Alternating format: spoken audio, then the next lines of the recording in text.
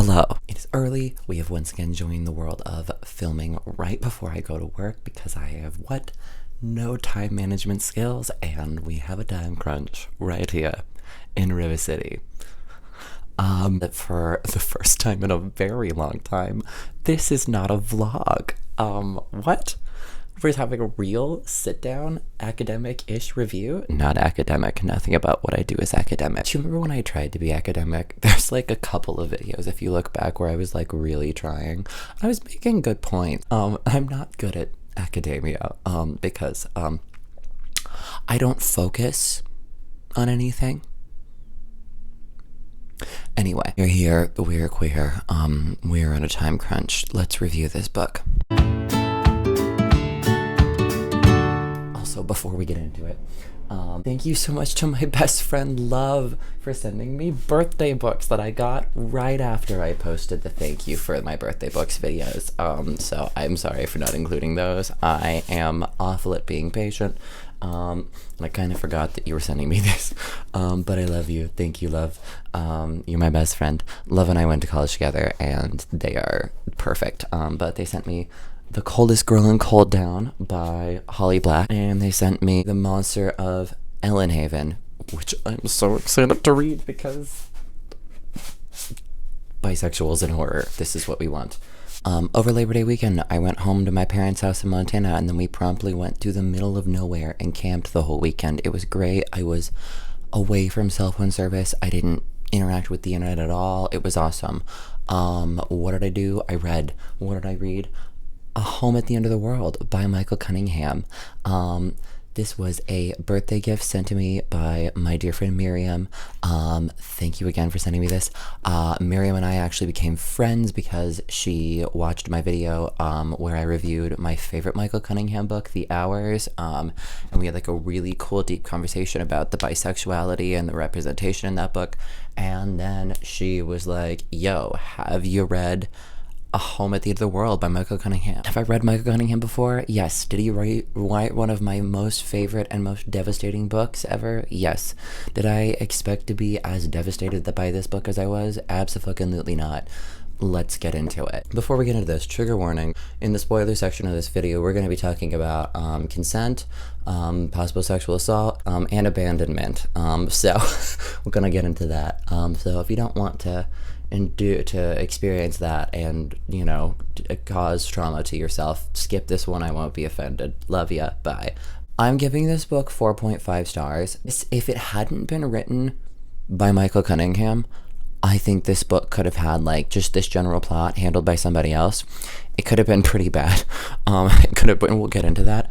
But Michael Cunningham is wonderful at like using point of views and using language and character description to humanize his characters and really let us understand like their intents and really ensure that none of his characters are being like mishandled or fetishized or driven down to cardboard boxes and stereotypes, which is really great and really hard to do, and is often my problem with literature from this era, with gay literature from this era, is oftentimes women, people of color, everybody else, AIDS patients, everybody, are all put into little stereotypes, and it feels very reductive, and I don't like it. But this one, surprisingly, didn't do that. What is this book about? I've talked for like 10 minutes already. A Home at the End of the World follows 4 point of views. The two, like, I would say protagonists of the story are Bobby and Jonathan, who are boys who grow up in Cleveland. But at the beginning of the story, both of their families are very like white picket fencey. Jonathan's family suffers a miscarriage and he becomes the only child, and his parents' marriage kind of falls apart, but they fall into the like, ooh, this is fun.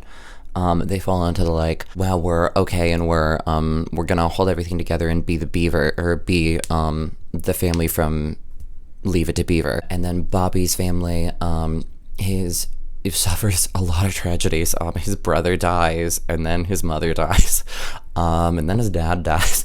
So basically, he's from a very broken family. And they meet at school become friends, fastly become each other's first gay loves, and it's really cute and really adorable. Those are the two PO, and then it just follows them through their lives as they like lose touch and then reconnect and then lose touch and then reconnect, etc. And how they just kind of are constant forces in their lives, and how like your first love never really goes away. It's like a humanized version of that, and it's really crazy. The next POV we get is Alice, who is Jonathan's mother. She has been in an unhappy marriage for as long as she can remember. We first get her POV when the boys are like young and becoming friends. She very quickly picks up that the two boys are in love with each other, and this is 1970 something. So she never goes, yo, this is probably not okay, you should be careful. Like, she's never like outwardly homophobic. In fact, she often is like, yeah, I would encourage it. It's just going to be a hard life for him, you know, it's fine. But she gets very possessive over Jonathan. Initially Jonathan, because that's her little boy and like her best friend. But then eventually Bobby, because she gets to know Bobby, and really becomes a mother figure to Bobby. But she, in essence, because she involves herself in their friendship, and she like inserts herself a lot. She ends up, when they're teenagers, like listening to records with them and smoking weed with them and almost being like a cool mom sort of figure, but like a deeper version of that. She's just kind of there, like trying to be like a mother figure to both of them. She ends up really, once she gets to know Bobby, because she initially doesn't like Bobby, he's like from the wrong side of the tracks or whatever, but once she gets to know Bobby, she actually like kind of takes him in as her own, and she eventually teaches him to bake and how to cook, and that becomes like a really big part of his life, because he becomes a cook. He opens a restaurant. That's his thing, is he cooks. That's POV number 3. POV number 4. Jonathan moves to New York, and then eventually Bobby moves to New York. And the two are roommates. So the last point of view that we get is Claire. Claire is about 10 years older than the boys. She is Jonathan's roommate initially, and then is Bobby and Jonathan's roommate when Bobby moves to New York and moves in with them. She is the most interesting character. At times I couldn't stand her, yet throughout the entire, because she makes some interesting choices in this book, we'll just say. Yet the entire book, I also really identify with her, and that she's like, grew up in like a conservative-ish family, but then also had a single mother.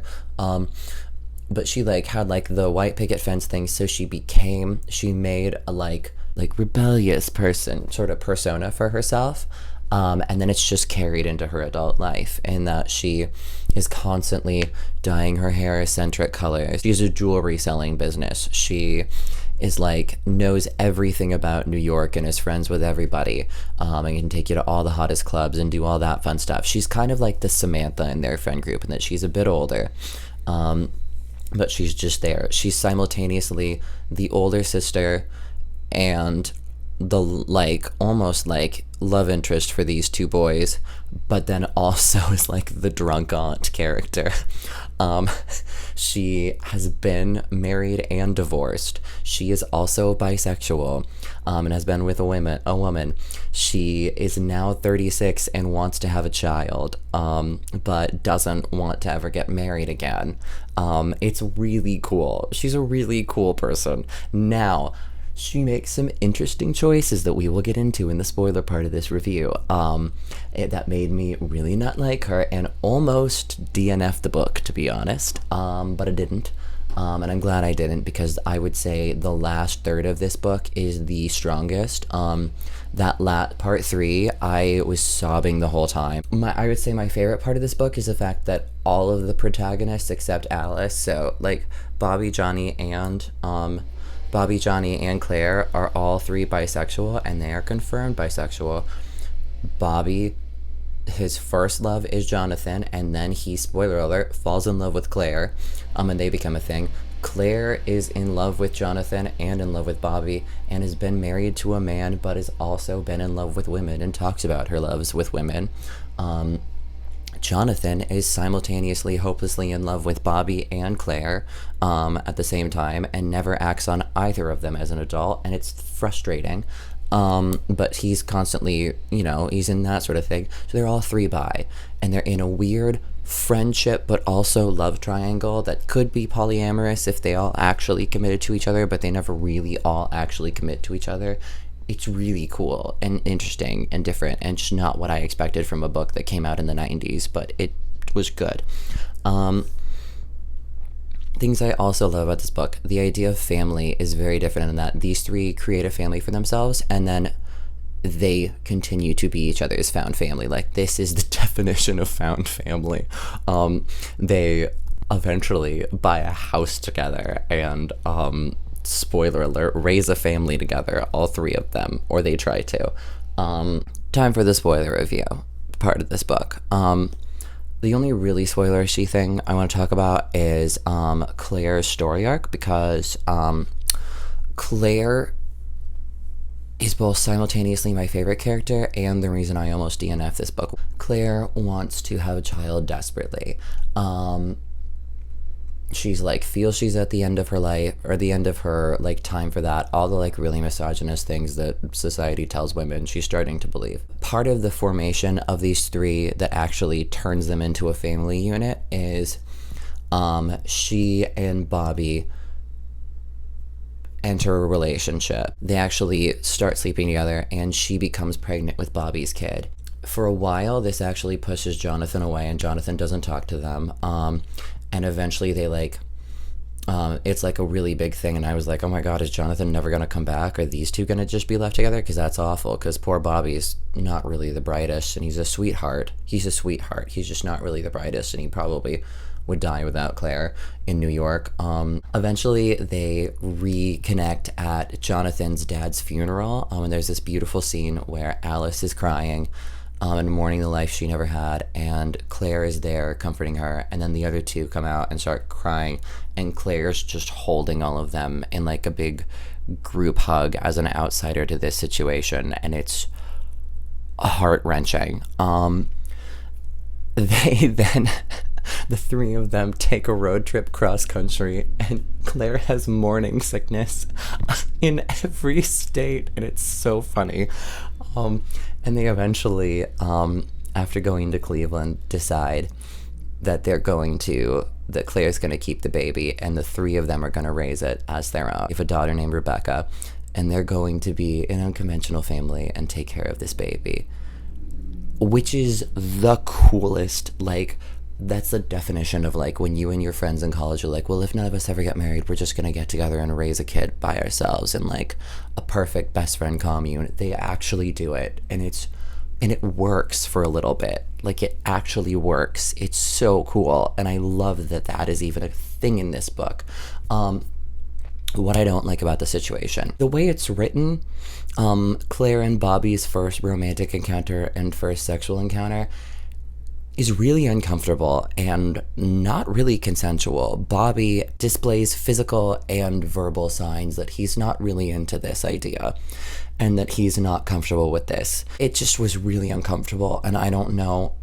I think I would warn people who are victims of sexual assault like that away from this book because of that. Not only do we see Bobby being uncomfortable, but the encounter is told from Claire's point of view, so the whole time she's aware that he's uncomfortable, and she's aware that what she's doing isn't the best idea, and she keeps going. While it's really an awful way for a family to start, and a plot point that honestly almost made me put the book down, I kept going because it was interesting, because it's a very realistic portrayal of that, in that, I don't remember the statistic because I'm bad at math, but it's 90% of the time or something, people who are sexually assaulted are assaulted by people that they know and love and trust. Also, Jonathan gets really whiny at points, and he was my least favorite character. But we'll go into that another time. I think I have to go to work now, but thank you so much for sending me this book. I'm gonna reread it and cry. This is one of my favorite books I've ever read. 4.5 stars. If you want found family, like the definition of found family and the definition of unconventional relationships, and 3 well-rounded and flawed bisexual characters that you will hate but also love and empathize with, read this fucking book. It's incredible. Thank you so much, Myrium. This was a great start to September. And thank you for sticking around and helping out and making it to the end of this video. And if you want more chaotic bisexual content, hit that notification bell and subscribe and like so that you can get my videos whenever I decide to post them. This has been the Bi Book Boy, and I am saying bye.